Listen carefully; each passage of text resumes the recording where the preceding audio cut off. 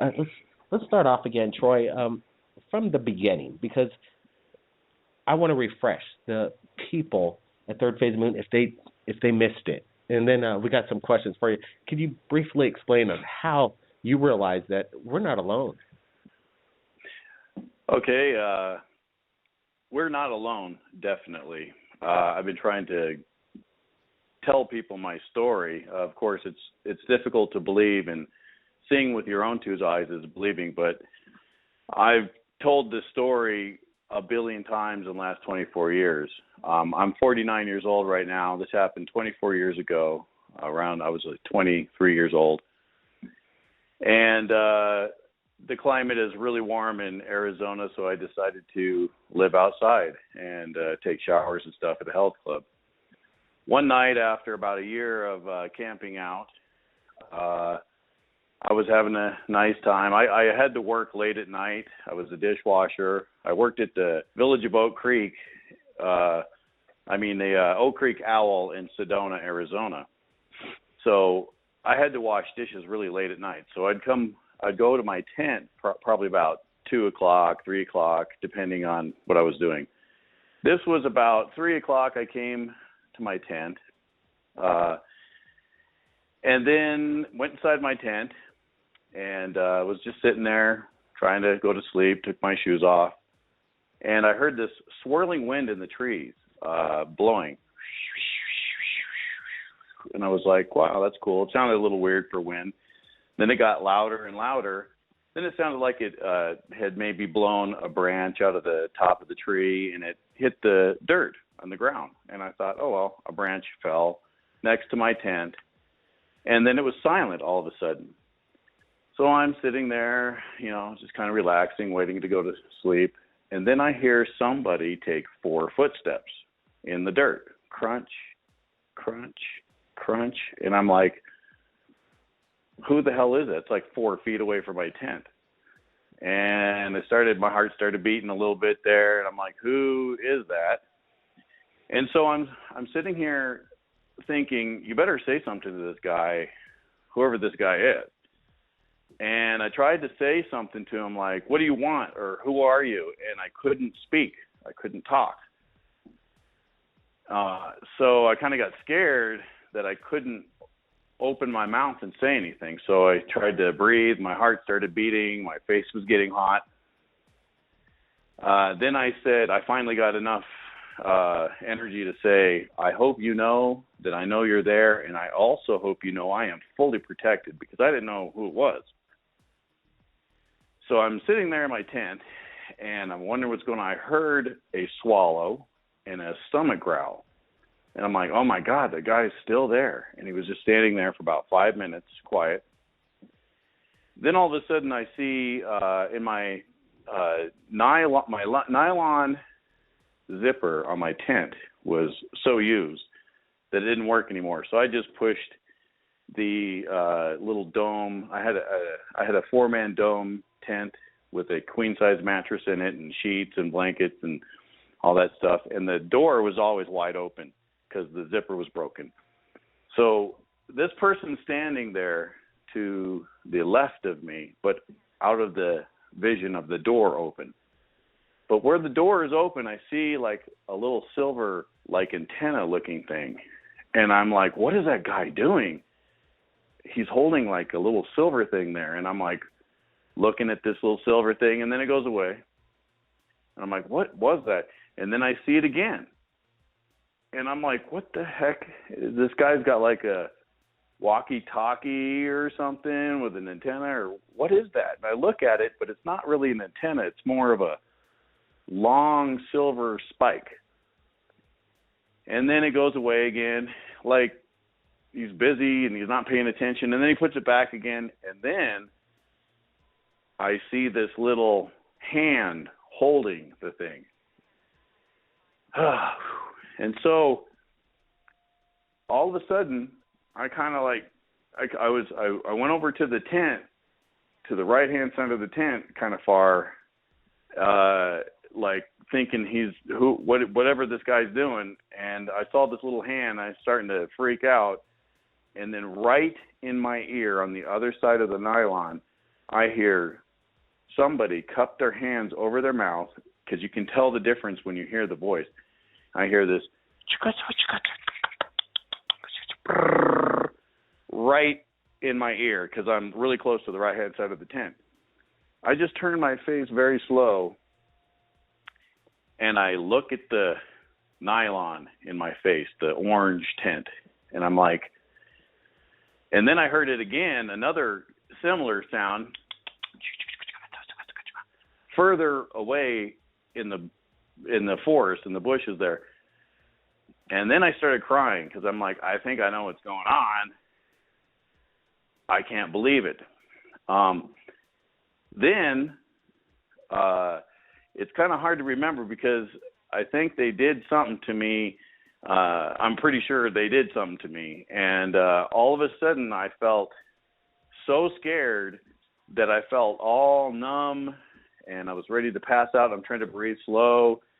And then as my zipper was broken on the front door, I see this little guy come in, this alien, the little one, reaching in. And I'm just looking at it kind of casually like, oh, look, that's not real. And I was completely okay with it. But the thing that freaked me out was the sound of it sliding against the polyester of the tent. And my brain was saying, you can hear it, but if it's not real, how come you can hear it? And I was like, then I started getting really, really scared, and it was coming towards me real slowly, like, don't worry, don't worry. And I was like, I'm worried. And I was like, no. And I felt like I was crawling up inside myself as far as I could get to the back of the tent. And it was coming really slow towards me, reaching. It was coming towards my head. And I just said to myself, I literally said, okay, goodbye. And I passed out. The next thing I know, I'm standing barefoot with outside next to my tent, and I'm leaned way over, standing up. And I woke up, and I didn't think anything of it, forgot about that guy and everything. And I could feel my feet cold in the sand. And so I'm sitting there, and I'm going, well, la, la, la, you know, I'm out here in the desert in Sedona, Arizona, and it's really nice, and I could feel the cold. And I'm like, you know, I feel really numb all over, like Novocaine. And so I see a couple of little sticks and pine needles and things, and I'm pushing my feet on them, and I'm like, God, I can't even feel that stuff. I feel really numb. And so because I was a dishwasher, I had to pick up mats and blast them with the hose and everything every single night. I had to mop and everything. And I came to my tent every night about 2 or 3. My back kind of hurt from leaning over. So I went to stand up, and then something tells me, I think it's better that you just lean over. And I'm like, okay. So I leaned back over. And when I did that, I saw in the corner of my left eye something move. So I just kind of jerked my head and looked at it. And it was one of these short little aliens. The head was about as big as a beach ball. The eyes were black, a little bigger than a horse's eye or something like that. Of course, the almond shape. And when I turned to look at it, it kind of was moving or doing something, and it stopped. It froze, like, uh-oh, like, you don't see me. Instantly, when I saw him, he was about 2.5 feet tall, with a head about as big as a beach ball, maybe 1.5 feet wide, kind of weird. Troy, let me ask you this: how many fingers did this being have? Well, it was either 2 and a thumb or 3 and a thumb. No, that's you know, I think that's what people wanted to know, because that's I'm just wondering, that just went through the legit test as far as people wanting to, because they ask them how many fingers do they have, and apparently they have 3. So, you know, that's a good start. You know what we're going to do now, Troy, is we're going to get some questions in. What happens with this alien?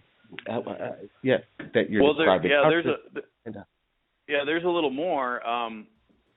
this was just a second. When I looked at this thing standing next to me, I actually went to throw up. I couldn't handle it. I couldn't take what I was seeing. So I just went to throw up, but I didn't throw up. I just passed out instead, and I leaned over. Now, I fell asleep. I went, passed out. Now, then a few seconds later, and this is the scary thing. That was scary, but this is the scary part. So I woke up again, and I'm leaning over, and my back hurts. So I keep getting up, and I keep, going, oh, my back hurts. And it's me talking to myself. I'm like, I think I should probably lean back over.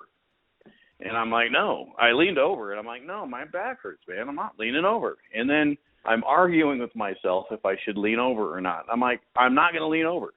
My back hurts, but I'll just stare over here at the trees and the rocks over here, and I won't look behind me. But I feel like something's behind me. So I said, I'm going to look behind me. And again, I started arguing with myself, and I said, no, I don't think you should look behind you. And I'm like, I'm going to look behind me. There's something behind me I need to know about. And I'm thinking, I'm talking to myself, and I'm saying, I don't think it's a good idea. And I'm like, I'm going to count to 3. 1. It's like, I think. 2. I'm going to look. 3. And my neck and everything was really stiff. And I look over my left shoulder, and I see this 12 or 13 foot, 11 foot tall leader alien thing. And when I looked at it, it had these super giant black bulbous eyes, and it had these little yellow dots in it, and they flared up yellow, and that really freaked me out. And so I'm trying to this is like hard to tell. So when these little yellow dots flared up, it looked like his eyes were like these big, deep black eyes that were freaky, and they flared up yellow. And right when it did that, I was looking at me and my tent through its eyes. I felt like I was Troy the tent. I felt like I was Troy the pine tree. And I was like, I can feel all my pine needles on me. And I felt every single rock. I felt every single leaf in a big, giant, round, about 300-foot circle. I could feel every single leaf, every single crack in every rock completely easily. And I could see my face, and I could see the tent, and I could see through this thing's eyes. And that's when I got all of its memories. And that's why I came up with these beings. I'm not trying to say there's no such thing as aliens, but these beings were tools. They are organic robots, and something behind the scenes was controlling them. And I call them disposable cloned avatars, meaning they're not necessarily important enough to keep around, but depending on, whatever they're doing, they clone. And then this was 24 years, and I have come up with a lot of memories and understandings of why they clone, or why there's so many different types of aliens people think. And you hear in the Bible, I'm not really religious at all, but you hear in the Bible about giants and stuff, and I'm thinking, well, what if these beings or aliens were giants? I mean, there's no way that humans would be able to handle that. So they create these cloned avatars, organic robots, to do their thing, like what they did with me. And that's go ahead. That's disposable cloned avatars. You can't make this stuff up. There's something that you experience. Right. They use lizard DNA, and they use amphibian DNA because, like when you chop their tail off, it grows back. Well, when you travel in space, there's a lot of radiation. Radiation destroys cells, so that's why I'm calling them disposable clone avatars. I think whatever these aliens are, or whatever, they might be controlling these guys from other dimensions. They're messing with time space. They travel super fast speeds, breakneck speeds. So they use these avatars to do whatever, but I don't think they necessarily need an organic robot unless they're doing something like what they did with me. You know, that makes a lot of sense. It makes a lot of sense. If these guys are interstellar and they're traveling, you know, soft tissue is very fragile, and you definitely might want to replace it when you need to, especially with the heavy radiation out there in space. What we're going to do now, Troy, quite amazing. This is where Third Phase Moon is at its best, when we invite the public to share their stories. Or was it not No, it's not a pattern in my family, but they have been coming to me since I was a child. Since I was 7 is what I remember. With this experience, I lost about 45 minutes, and all that story I just told you was only about 10 minutes. So I lost a lot of time. Now this is one, I don't know if it's on your checklist, but since they put an implant in my nose, it fell out about 7 months later.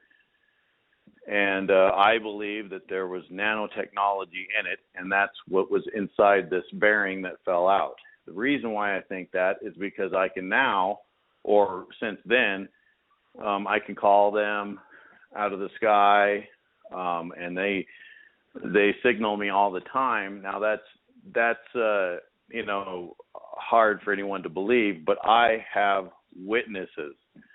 I also have from my, I think she's listening now, my ex-wife. She's in another state right now.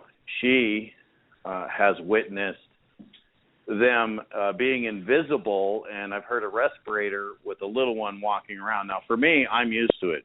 They're always observing me, but I've asked her if she could hear the respirator, and she'd say no, no, no, the 8 times. Then I would quit asking her, and then all of a sudden it's next to her, and it breathes this respirator sound, and she jumps off the bed and says, "What the hell was that?" I'm like, "Oh, did you hear it that time?" She's seen ships the size of a town with me. She has seen ships in Italy when we lived in Italy. She's seen ships in Ecuador when we lived in Ecuador. I've seen these ships, and I have witnesses. That's why I don't mind going on Google Plus, Facebook, and here on Third Phase of Moon. And, of course, it's not my last name, but my first name is Troy, and I have witnesses, and I'm trying to tell people that they are here. You know, here's a question coming in, and I'm so glad that you reached out to Third Phase Moon to share your story here. And we're going to get to a question from F1 here in a bit, and then also don't forget Chalice. Wow, we got Chalice. She's hanging in. We're going to have her on very shortly in regards to Area 51, and we've got some questions for her, and I'm sure she's got some big answers. But here's a question for you, Troy. Have you been aboard any of the ships? Not that I know of. Honestly, I remember things, but I can't say I consciously remember actually being on the ship. I think I have. I think there was one time I was maybe laying down on the table. There was no aliens or anything. I remember seeing a round wall, and it was super dark and everything, no drawers, no nothing on this table. And I tried to get up, and the harder I tried to get up, the harder it was for me to move. And when I relaxed, I could just stay there and look around. But I don't know if that's I got real you. Yeah. We're wanting to stick to the vivid, for sure what's going down, and that's an honest answer there. Let me get this one in for you. What about this bearing implant that was in your nose? Where is that now? Okay, so when I went to take a shower, of course I'm naked. I'm feeling for the water to get warm. I pull the little lever thing for the shower to come, and I feel like my nose is bleeding, you know, when it tickles. And I thought, uh-oh, I'm getting a nosebleed, but that's okay. I'm going to take a shower anyway. And then this bearing ticks in the bottom. It tick, tick, tick, tick, tick. And I get this. I'm like, where did this come from? Did that just come out of my nose? So I wanted to set it down on the toilet tank or on the sink. And I said, I bet you this is what they put in my nose. So I put it in my mouth to save it. And as I was taking a shower and washing my hair and everything, for some stupid reason, I just like spit it straight down the drain. And then I'm like, why did I just do that? Because I wanted to show everybody, but that's what I did. I think that there's some way they make you do things. I think they're in complete control of a lot of things. I'll be watching TV, and I have a DVR, and I'll hit pause, I'll get up, I'll walk outside, and I'll see 2 ships go over the house. The last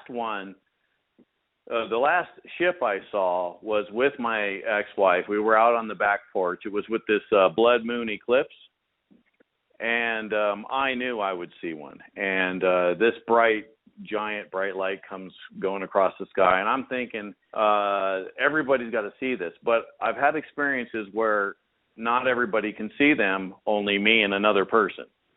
And everyone's like, the other people are like, look at that, and the other people are like, what? And I'm like, they can't see it. But we were on the back deck here, and this giant light turned on, and I just got this new iPhone, so I did the little flashlight LED, and I went on, off, on, off, on, off, and then it turned its light on me and her on the porch, and she hits me. She's like, oh, your friends, they're communicating with you, because she's seen them. She's seen a lot of them. I think she's listening now. So that was the last time, which wasn't that long ago, where, I mean, and it's not done. I mean, they've been in my house, and I've seen all kinds of things. I could go on and on and on about experiences I've had. You know, let me get into your artwork. And, you know, some people are saying right here in the Flash Chat that your guest brings nothing new to the conversation. And ask him if he is aware of something that can be associated with an abduction that is totally new. Well, you know, before you answer that, you know, I have an answer for that question in its own sense. Maybe there isn't anything new in regards to alien abductions. Maybe what everybody's experiencing, pretty much these stories are basically very similar. And these gray entities, whatever they are, cloned avatars, as Troy's stating, they possibly could be, that this is not generic. This is very repetitious. It happens all the time, and there's nothing new. But then this artwork, like, I got a feeling that there's something involved with this art that we've been looking at of Troy's renditions of whatever's coming into his brain. Is there anything of significance with this art that we might be able to learn something from? Well, I've had everybody tell me there's something about your art, and I'm like, yeah, well, you know, for me, I'm used to this contact. I live in this world that I see that no one else is living in. These beings are interdimensional, and I've just accepted it by now. And I've had so many people tell me there's something about your art that just gets to me. It's something about it, and the symbols and the architecture, and I'm like, I know it's coming from another place. Sometimes I think it's like crop circles. It's the same thing. See, what I believe is these beings, they travel speeds so fast, and they vibrate at a certain hertz that they phase in and out of a dimension. And it's like, so like they're right here right now, but they are in another dimension right here. And that could be 1,000,000 miles away, 1 trillion miles away, but they know how to come in and out. And I think that's like the girl that just called with her jewelry, I know there's people that they're using crystals and rubies and emeralds and silver and gold and the symbolism and the pyramids and the circles with and stars and all these things are coming through. And the only thing I can think that's might be different, I mean, not to the abduction, but people get deja vu, and it's because they feel like they've been somewhere before. And I think they have. They've done it before because there's alternate yous, there's alternate me's, and there's somehow we cross paths. And so these beings work on that level interdimensionally, and I think they somehow are communicating with crop circles and people's art and vibration and frequency and light, and it has something to do with that with my art. Wow, that was Troy, people, with him sharing his artwork, his incredible experiences, taking questions from the public. That's quite commendable, and appreciate all the people that share their stories. And Troy, you know what? We're going to go to a break right now, but I want you to stick around. I know you've heard Chalice's story, and if you have some questions for her, and maybe there might be some more questions for you, we're going to be going into overtime, Third Phase Moon. Troy, you going to stick around? Yeah. All right, man. That was quite a segment. You know what? We'll be back in less than a minute with Chalice.